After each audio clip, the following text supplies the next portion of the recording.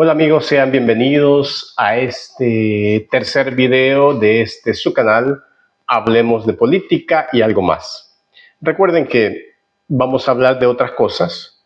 En algún momento vamos a hablar de deporte, vamos a hablar de incluso de cine, pero sobre todo pues vamos a hablar de política, que es lo que nos apremia en este momento.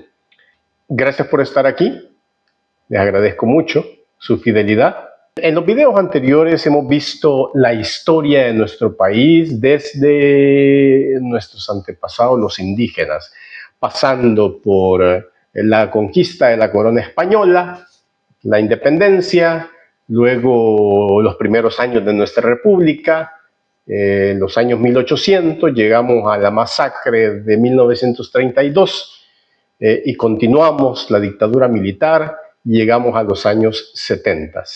Es importante entonces hacer un pequeño resumen de lo que sucedió en los años 70 y es lo que vamos a hacer en este momento, pasando por los 80 y luego trataremos de llegar a los 90.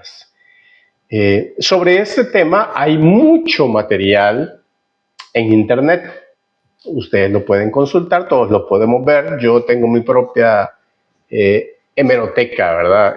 Personal, donde tengo muchos documentos escritos, videos, audios, y es lo que quiero compartir. Lamentablemente, pues no se puede meter todo en el video por diversas razones. En primer lugar, porque en las redes sociales pues existe una filosofía de no ofender o no proyectar imágenes sensibles que puedan dañar la estima del espectador, que puedan llevar a su depresión, ¿verdad? Imágenes cargadas de dolor, de terror, de angustia, cargadas de violencia. Y violencia es lo que más hemos tenido en este país. O sea que estaría cargado de esas imágenes, entonces es muy difícil, porque pues tengo entendido que YouTube pues cancela esas cuentas. Entonces pues vamos a ver qué podemos compartir. Muy bien, llegamos hasta los años 70, recuerdan en el video anterior, de cómo se robaron las elecciones a la izquierda. Pero bien, en esos años 70 la palabra comunista estaba en todos lados. Todo mundo, personas naturales, jurídicas, medios de comunicación, el Estado, todos tenían la palabra comunismo. Todo era comunista. Si tú pedías mejores condiciones laborales, eras un comunista. Si protestabas contra la injusticia, eras un comunista.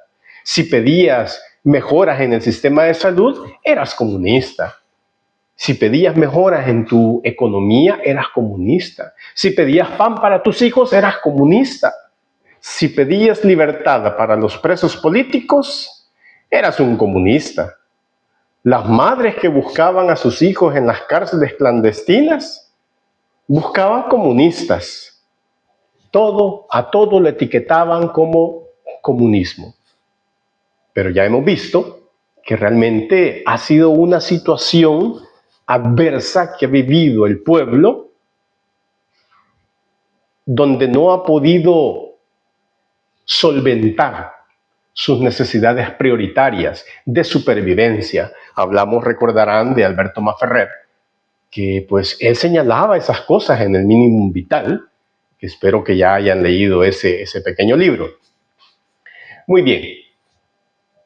Los años 70 se ve marcada por todo esto, por esa palabra comunista, que hasta la iglesia decían que era comunista. Imagínense qué contradicción, que la iglesia era comunista. Y esto es lo que crea problemas. Esto ya decir la iglesia se está metiendo en política, la iglesia se está metiendo a comunista. Ya aburren con esa acusación. Pero hasta la iglesia le decía, ¿verdad? Recordaremos que desde los militares, la dictadura militar, pues se robaban las elecciones, con fraudes burdos, con fraudes escandalosos, pero como el que hacía el fraude tenía un fusil, pues no se le podía decir nada. Eso se agudizó con las elecciones del 72 y del 77, donde pues se le robó vilmente a la izquierda, al pueblo, el llegar al poder por la vía pacífica, por la vía legal, por la vía correcta, por la vía democrática, es decir, por la vía de la paz. Entonces se empieza a dar una situación de represión a la gente, porque la gente empezaba a exigir esos cambios y ya no era solamente con su voz, o ya ejercía acciones violentas, porque el pueblo era sometido. En 1979, el general Romero, recuerdan, ganó esa elección del 77 y asumió el poder. Pero el general Romero duró solamente 2 años, fue derrocado en 1979 y sube al gobierno la Junta Revolucionaria de Gobierno, que era un grupo de militares junto con 1 o 2 civiles, entre ellos Román Mayorga, una persona muy correcta, muy honesta. Llegó a ser una esperanza para el pueblo, porque con ella se deponía a un gobierno militar que había estado reprimiendo al pueblo, que había causado muchas capturas, muchos asesinatos, muchas masacres. Incluso Monseñor Romero llegó a manifestar el beneplácito porque se había depuesto a un gobierno represor. Sin embargo, la historia nos cuenta que era una pantalla de los militares. Ellos seguían manteniendo el poder, tanto que la situación siguió igual o peor. Es por eso que los civiles optaron por renunciar a la Junta de Gobierno, regresando entonces a la situación inicial. Empiezan a surgir las organizaciones populares. Los campesinos y los cristianos se organizan en FECAS. Los maestros se organizan en Andes 21 de junio. Los obreros se organizan en sindicatos, UNTS, FENASTRAS, etc. Los estudiantes universitarios en AGEUS. Los estudiantes de secundaria también tienen su propia organización. Se forman las LP28, las FPL, el FAPU, el BPR, las FARM. Luego surge el FDR, el Frente Democrático Revolucionario, para proponer una alternativa. Los líderes del FDR eran 5 personajes que representaban cada uno a su organización. Entre ellos estaba Juan Chacón, Manuel Franco, Enrique Álvarez Córdoba y Humberto Mendoza. Se reúnen para tratar de dar una alternativa a salir de esa situación coyuntural tan complicada, tan llena de violencia que se vivía. Pero para el Estado y el Ejército todos eran comunistas. Entonces, cierto día que estaban ellos reunidos, llegaron, los sacaron y los asesinaron. Se perdió esa alternativa de sacar adelante este país. Por cierto, entre estas 5 personas estaba don Enrique Álvarez Córdoba, que no era un sindicalista, no era un campesino, no era un asalariado, no era un obrero, era un oligarca, era un terrateniente, pero es de esas personas que tienen un corazón sensible. Don Enrique Álvarez Córdoba, vale la pena recordarlo y hacer un video exclusivo para él, porque sorprendentemente él era un personaje acaudalado, pero que vio la tristeza y la desesperación en el pueblo y quiso cambiar la situación. Pero, al igual que los pobres, pues, corrió la misma suerte, fue asesinado. La manera en que el Estado y el Ejército solucionaban todas las protestas de todos estos grupos, estudiantes, sindicatos, campesinos, obreros, era la violencia, era atacando esas manifestaciones. A mediados de los años 70, el 30 de julio de 1975, los estudiantes de la Universidad Nacional se disponen a hacer una marcha sobre la 25, desde la Universidad Nacional hasta el Hospital Rosales. Bueno, iban a pasar por ahí, ¿verdad? Y por ahí, por ese paso a desnivel, antes de llegar al Hospital Rosales, los estaba esperando el ejército y la dispersó como ellos sabían, a balas, a plomo. Muchos estudiantes fueron asesinados y esta era la manera en que se trataban de solucionar las cosas. Obviamente era una olla de presión que cada año, cada día, cada mes ejercía más presión.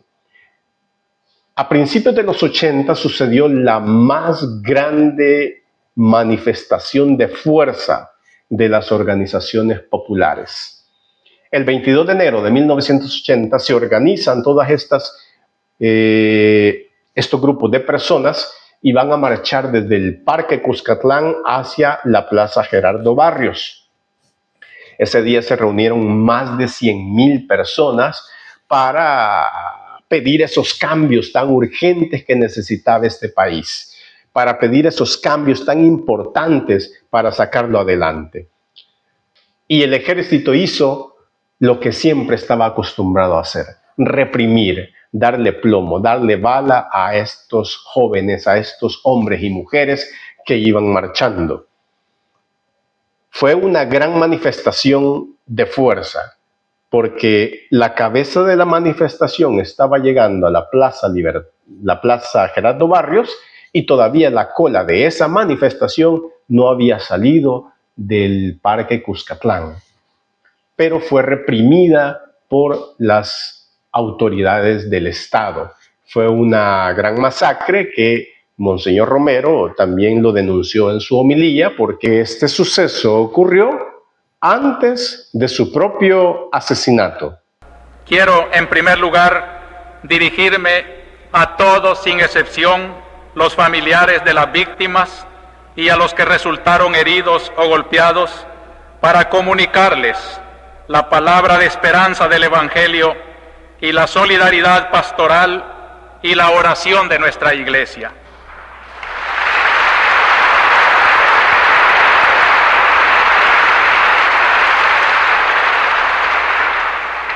Como pastor y como ciudadano salvadoreño, me apena profundamente el que se sigan masacrando el sector organizado de nuestro pueblo solo por el hecho de salir ordenadamente a la calle para pedir justicia y libertad.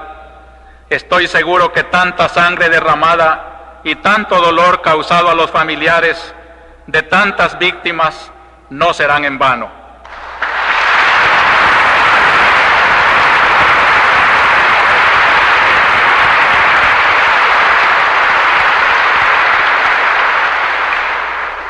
Es sangre y dolor que regará y fecundará nuevas y cada vez más numerosas semillas de salvadoreños que tomarán conciencia de la responsabilidad que tienen de construir una sociedad más justa y humana, y que fructificará en la realización de las reformas estructurales audaces, urgentes y radicales que necesita nuestra patria.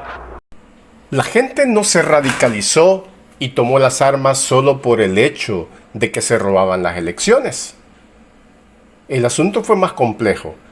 Jóvenes campesinos, obreros, eran buscados por cuando se organizaban. Así reprimía el Estado, las fuerzas de seguridad, a todos aquellos que buscaban una organización. La gente quería un cambio, por eso se organizaba. Pero era perseguida, eran cazados como animales, apresados, torturados en las cárceles clandestinas. El ejército es bien conocido, todas las masacres que realizó en nuestro país en esos años. Entre ellos podemos señalar 3 calles, la masacre de Catedral, la masacre del 28 de febrero. Y así se organizan los comandos urbanos para defenderse de esta agresión de las fuerzas de seguridad. La incipiente guerrilla, entonces, obviamente, tiene que buscar apoyo militar y lo encuentra en Cuba, en Nicaragua y en la Unión Soviética. El gobierno y el ejército, por una parte, tenían el apoyo de los Estados Unidos de América. Entonces, no es descabellado pensar que las fuerzas insurgentes lo iban a buscar en el lado opuesto de la moneda. Entonces lo iban a buscar en el opuesto a los Estados Unidos. El gobierno también echa mano de los medios de comunicación, los existentes en ese momento. El Diario de Hoy, la prensa gráfica, los canales de televisión, el 246, las radios, etc. Estos medios de comunicación siempre estaban a favor del Estado y siempre tenían todo su aparato periodístico a favor de la versión del Estado. Sus editoriales, sus notas periodísticas siempre eran para favorecer la visión del Estado y siempre atacaban a las organizaciones populares. De hecho, llegaron a ser verdaderos artífices de la mentira, llegaron a ser verdaderos medios de desinformación social. Monseñor Romero los va a denunciar porque por radio, televisión y prensa se echaba siempre la culpa de toda la violencia a las organizaciones populares y decían que la Fuerza Armada era la que estaba siendo atacada, cuando era realmente todo lo contrario. Monseñor Romero lo va a denunciar constantemente. Por eso le temían a Monseñor Romero, porque era la voz de la verdad. Unos pocos medios de comunicación se mantienen neutrales, como por ejemplo el Diario Latino, la YSAX, que era la radio de la Iglesia Católica. Pero estos medios que no se pusieron del lado del Estado, pues van a sufrir las consecuencias. Son ametrallados, son dinamitados. Los periodistas que no se suman a la versión del gobierno son asesinados. Periodistas tanto nacionales como extranjeros. Tenemos el caso de los periodistas holandeses, quienes quisieron transmitir la noticia de parte del lado de la guerrilla. Querían ir a las áreas conflictivas y fueron emboscados por el ejército. Se dan días, semanas de violencia, de mucha violencia. La muerte ronda por todo El Salvador, la tortura, el asesinato. Los comandos urbanos y los escuadrones de la muerte, pues, están a la orden del día y miden fuerza, ¿verdad? Pero los escuadrones de la muerte eran mucho más fuertes. En este ambiente de horror, de violencia, de terror, surge la voz de la única institución que defendió los derechos de los desposeídos. La institución que, a pesar de que podía sufrir la misma suerte, se iba a lanzar en defensa de los desposeídos, la voz de la Iglesia Católica. Surge entonces la voz de los sacerdotes y sufrieron la misma suerte. Empiezan también a asesinar a los sacerdotes. Y luego surge el personaje de Monseñor Óscar Romero, quien asume el arzobispado de San Salvador en 1977. Y desde ese día se convirtió en una voz de denuncia de la violencia de ambos bandos, convirtiéndose en la voz de los sin voz. Monseñor Romero también es otro personaje que necesita un apartado especial. 1 o 2 o 3 videos especiales sobre él, porque es un personaje extraordinario que pisó esta patria. Domingo a domingo su voz fue un grito en el desierto que denunciaba el pecado del horror, de la muerte, de la tortura, del secuestro, de la violencia, y anunciaba el reino de Dios, tal como nos lo dicen las Escrituras, tal como sufrió el pueblo de Israel en muchos años de opresión, tal como sufrieron los primeros cristianos a manos de los romanos. Su voz era escuchada en todo el país, por todo el país. No existía una voz más clara, más escuchada, más creíble y más honesta que la voz de Monseñor Romero. Porque Monseñor Romero hablaba con la verdad y esa era la fuerza de su palabra. Monseñor Romero es asesinado después de todas esas homilías cargadas de fuerza, cargadas de denuncia de todo lo que sucedía. La guerra entonces ya no se puede detener. Es imposible detener lo que se viene en los años 80. En los años 80 se unen entonces 5 agrupaciones y conforman la guerrilla del FMLN. La guerra se declara e inicia con una ofensiva en enero de 1981. En esta ocasión, contrario a 1932, es el Oriente. En el 32 fue el Occidente. En 1981 fue el Oriente. Morazán, San Miguel, Solután. Todos esos departamentos serán los más golpeados. También el norte, Chalatenango. Ese mismo año, del inicio de la guerra de manera formal, en agosto de 1981 surge la Declaración Franco-Mexicana, donde Francia y México reconocen que aquí en El Salvador no hay un problema delincuencial, porque así lo quería presentar el Estado a nivel internacional, para no ser cuestionado. Lo que el Estado decía era que aquí en El Salvador no habían problemas estructurales, sino que era un grupo de facciosos, de delincuentes que andaban con armas y que querían meter en problemas al gobierno. Le quitaban seriedad a este problema estructural que estaba sucediendo. Esta declaración le da seriedad a las fuerzas guerrilleras en el ámbito político-diplomático. Que se diera esa proclamación hacía que el resto de países del mundo miraran hacia El Salvador y trataran de entender sus problemas. La Declaración Franco-Mexicana se dio en agosto del 81. Con ella hizo un reconocimiento a las fuerzas beligerantes de la guerrilla como una fuerza política fuerte y determinante que podía incidir en los destinos del país. México y Francia entonces reconocen que aquí hay algo más que delincuentes, aquí hay algo más profundo, más estructural. Por eso es muy importante la Declaración Franco-Mexicana. Luego, conforme se va desarrollando la guerra, se dan masacres, exterminios execrables, algunas contra objetivos militares, algo otras contra gente indefensa. Lo peor de todo es eso. En el caso de los campesinos asesinados por el ejército, las víctimas son civiles. Gente que no tenía cómo defenderse. Gente que a lo mejor, probablemente, sí tenía alguna simpatía por la guerrilla, más que por el ejército. Pero eso de ninguna manera justifica que les hayan asesinado.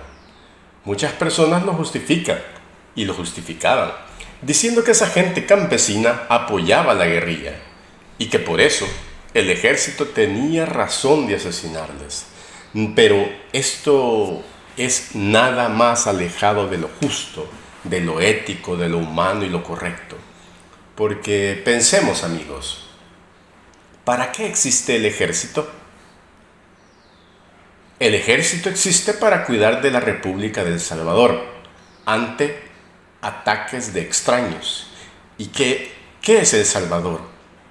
Pensemos, ¿qué es El Salvador? ¿El Salvador es la tierra que nos sustenta? ¿El Salvador son los edificios que tenemos? ¿Las casas? ¿El Salvador es los ríos? ¿Las montañas? No. Eso es tangible, pero es inerte. El Salvador es su gente. Eso es lo que le da sentido a la patria, la gente que habita esta tierra. ¿Qué dice el artículo 1 de la Constitución de la República? Recordemos. Dice: El Salvador reconoce a la persona humana como el origen y el fin de la actividad del Estado, que está organizado para la consecución de la justicia, la seguridad jurídica y el bien común. En consecuencia, es obligación del Estado asegurar a los habitantes de la República el goce de la libertad, la salud, la cultura, el bienestar económico y la justicia social. Eso es lo que dice el artículo número 1 de la Constitución. Por eso es que veíamos esto anteriormente. Atentar entonces contra su gente es atentar contra El Salvador. Cada vez que el ejército atentaba contra los campesinos, estaba traicionando a la patria. Son traidores a la patria. La guerrilla, por lo menos, mataba vacas y botaba puentes, pero no atentó groseramente contra lo que en esencia es El Salvador, su gente, su pueblo. Las masacres de salvadoreños fueron indescriptibles. Así conocemos muchas de ellas: el Mozote, el río Zumpul, el Calabozo, Las Hojas, Tres Calles, San Sebastián, el Junquillo, la masacre de la Zona Rosa. Pero no solo eso, también hubieron asesinatos selectivos: el asesinato de don Antonio Rodríguez Port, del doctor Pecorini, de Mario Zamora, Miguel Castellanos, Herbert Anaya Sanabria, los periodistas holandeses, el magnicidio de Monseñor Romero, los sacerdotes jesuitas, el secuestro del embajador de Sudáfrica, el padre Cosme Espesoto, el secuestro y asesinato del empresario japonés Fujio Matsumoto, el asesinato de alcaldes, etc. Fue una violencia terrible la de esos años. El clima de violencia crece y crece día a día en estos años. Aparte de todos estos asesinatos, hay atentados dinamiteros contra la radio de la iglesia, YSAX, contra el diario de hoy, contra la imprenta de la UCA, Fenastras. En este atentado mueren 10 sindicalistas, entre ellos una mujer guerrera, Febe Elizabeth Velázquez, una mujer de armas tomar, dirigente que no callaba las protestas ante la injusticia, una mujer extraordinaria, del mismo talante que Prudencia Ayala, quien vivió a principios del siglo XX y quería ser presidente de la República, incluso cuando las mujeres ni siquiera votaban. Una mujer adelantada a su tiempo. Bien, en nuestro país también se dio el caso de que hubieron cochebombas, muchos secuestros. Ténganlo en cuenta, violentos del secuestro. El secuestro no es civilización, como no es civilización los desaparecidos. La violencia continuaba y crecía. Se quemaban beneficios de café, se queman buses, fábricas, se dinamitan puentes por parte de la guerrilla, y ellos lo justificaban como verdaderos objetivos militares. Otro aspecto macabro del conflicto armado fue los desaparecidos, las personas que fueron secuestradas y nunca fueron encontradas. Doloroso para sus familias. Monseñor Romero lo denunció como una manera horrenda de morir. No solo ellos, sino sus familiares, cuando mueren por la incertidumbre de no saber nada de sus familiares. Cuántas familias destrozadas, cuántas angustias de desaparecidos, cuánto dolor en aquellos cadáveres ambulantes de las mazmorras de nuestras cárceles, torturados, flagelados horriblemente, injustamente, desaparecidos, muertos vivos de nuestra propia patria. Esta es la imagen de un pueblo al cual se podía acercar Dios el 15 de septiembre y decirle a Moisés nuevamente: mi pobre pueblo salvadoreño, el pobre pueblo que se ha apartado de los caminos de la felicidad que yo le tracé. Y un retorno es lo que se impone, hermano. Los desaparecidos eran personas que secuestraban sobre todo los escuadrones de la muerte. Eran capturados y llevados a las cárceles clandestinas, donde eran interrogados con métodos violentos, con torturas espantosas. Estas cárceles estaban ubicadas en los inmuebles de los cuerpos de seguridad del Estado. Por ejemplo, una de ellas estaba en el que le llaman el Castillo, donde el castillo se ubica allá en el centro de San Salvador. Ahí estaba la Policía Nacional. Ahora, lógicamente, pues ese inmueble pertenece a la Policía Nacional Civil. Es un inmueble, un edificio muy bonito que lamentablemente se utilizó para esas prácticas horrendas. Posteriormente, estas personas aparecían en el playón, asesinadas y a merced de las aves de rapiña. Pero bien, veamos qué otros sucesos se dieron en estos años 80. Después de que fue asesinado Monseñor Romero, se siguen asesinando sacerdotes, se asesinan a las religiosas norteamericanas, catequistas, celebradores de la palabra, cristianos son perseguidos, son asesinados por llevar una Biblia bajo el brazo, por llevar el periódico de orientación, un periódico de la arquidiócesis, era suficiente motivo para ser capturado y desaparecido. Es decir, que ser católico en ese tiempo era un delito, como en los tiempos de Herodes, de Roma. Ser cristiano era un delito. Igual aquí, ser católico fue grave, fue gravísimo. Desde 1984, con el ingeniero Duarte en la presidencia, comenzaron las conversaciones de los acuerdos de paz. La Iglesia Católica, como siempre, apoyó todo este proceso porque la Iglesia no podía ver que los hermanos se siguieran matando entre ellos. Estados Unidos apoyaba al Estado y al Ejército con $1 millón diarios. Por esa razón fue que el gobierno y el ejército no fueron derrotados por la guerrilla, porque Estados Unidos apoyaba firmemente y determinantemente al Estado. De hecho, Monseñor Romero llega a pedir que no se le dé más esa ayuda, porque esa ayuda solo servía para seguir reprimiendo a los campesinos, a los obreros que exigían mejores condiciones de vida. Posteriormente se da la ofensiva de 1989, una organización compleja de traer la guerra a la ciudad. La guerra que se había llevado a cabo allá en las montañas y en las planicies de los departamentos, ahora se lleva hasta la ciudad. Una operación compleja, atrevida y audaz por parte de la guerrilla del FMLN. Estados Unidos entonces se da cuenta que el ejército no puede ni podrá vencer a la guerrilla. Entonces define terminar con la guerra. Por eso es que se siguieron sentando para tratar de darle un fin. Las conversaciones de paz continúan adelante con altibajos, pero al final se llega a un acuerdo el 31 de diciembre de 1991. Se logra el acuerdo de paz, el cual se determina que será firmado el 16 de enero de 1992. Llegado a esa fecha, se firman los acuerdos de paz y hay una gran algarabía en el pueblo salvadoreño, en todo mundo, porque todos tienen un muerto que llorar. Hay grandes manifestaciones de alegría.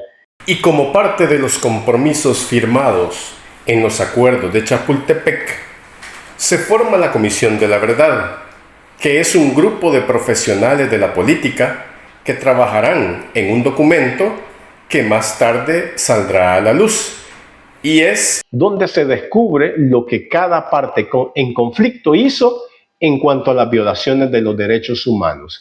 Es un libro que todo salvadoreño debe de conocer. Es un libro que nos relata lo cruel, lo salvaje y los violadores de los derechos humanos que fueron las partes en conflicto.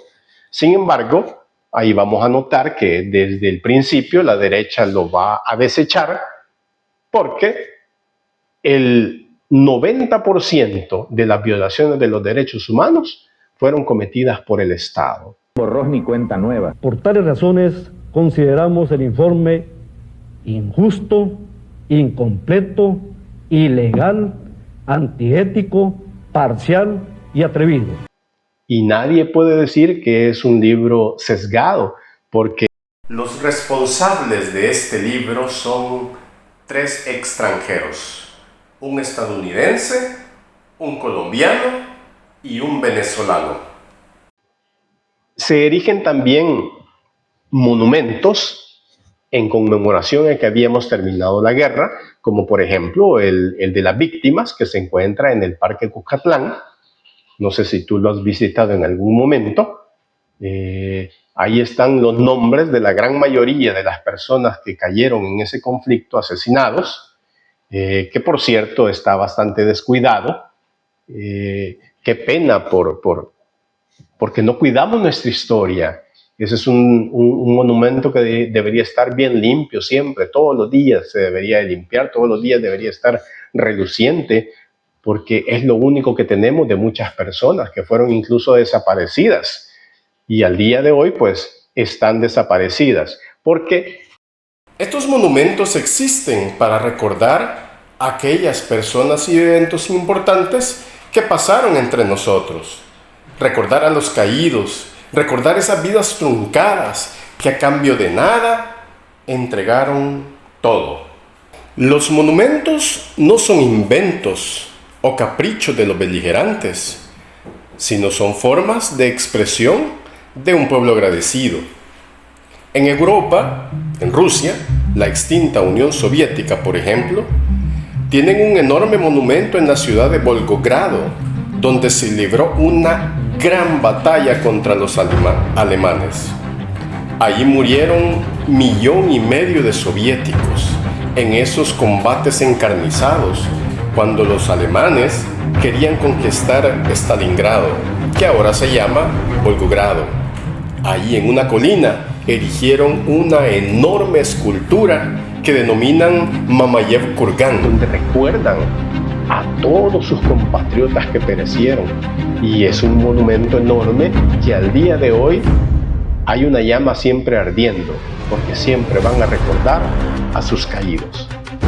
Nosotros los salvadoreños entonces también debemos de tener esos recuerdos de algo espantoso que sucedió entre nosotros.